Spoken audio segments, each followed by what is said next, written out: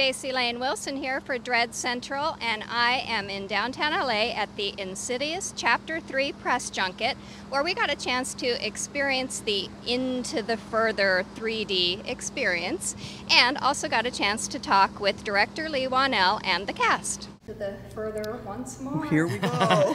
Yep.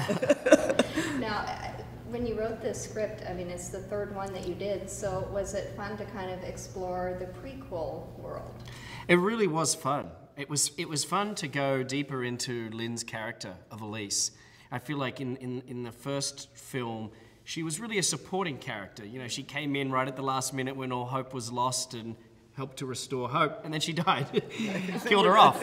And so that meant that in the second film we had to deal with her as a ghost, and Lin and I had a lot of conversations on the set of the second film about just how hard it is to play a ghost. Right. Where do you even start? Like, do you keep your arms straight? That's what James said. Don't use your arms, don't gesture. That was really one physical thing that we sort of came up with. And I even remember you asking at one stage, like, so do I blink? Do ghosts blink? Yeah, I did.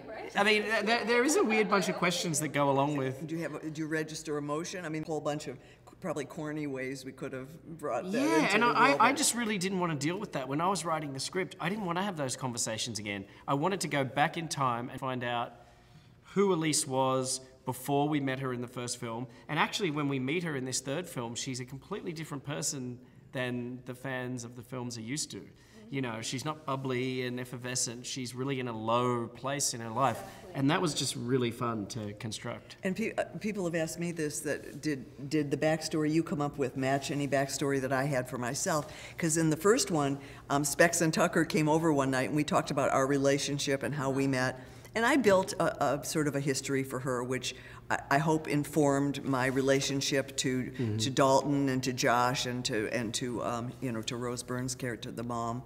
But in this one, it was much richer and fuller than I could have ever come up with. And what I especially love is the way this theme of loss is what brings these three characters together, and I think really is part of the impact of the film in general. So not only does it enrich Elise's backstory and character, but I think it totally enriches the feeling of the entire film. Absolutely, and you know, I've been talking to some of the other press who are not in the horror genre normally, and they all said that they really like the fact that this is a thinking person's horror film where you really have a story and characters.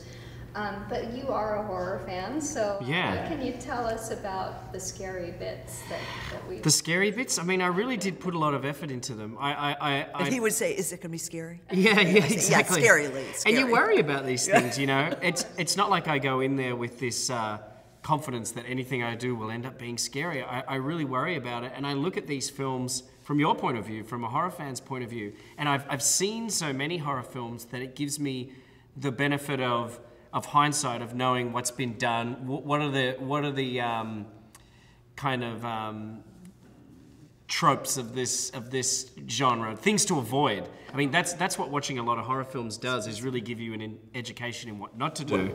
Exactly. And so I tried to steer the scares into an area that was unexpected.